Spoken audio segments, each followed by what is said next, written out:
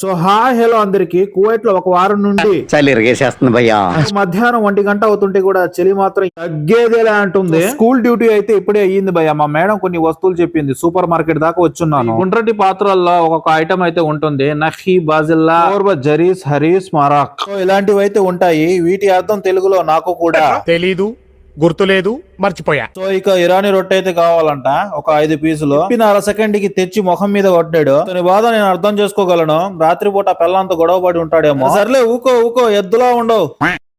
ఇదొక్కటి తింటే చాలు, మధ్యాహ్నం అన్నం కూడా తినాల్సిన అవసరం లేదు. ఇక ఎక్కువ సామాన్లు అయితే తెప్పించుకోదు భయ మా మేడం నా చేత. కార్ అయితే రివర్స్ చేస్తా ఉన్నాడు. సడన్ గా వచ్చి కార్ వాడు గుద్దానికి నిలబడుకుని ఉన్నాడు. కార్ వాడు చూడండి, నడి రోడ్డు మీద కార్ ఆపేసి పుచ్చకాయలు అయితే తీసుకుంటున్నాడు. కార్ లాంటి వాళ్ళని చూసినప్పుడల్లా ఇలా అనాలనిపిస్తుంది.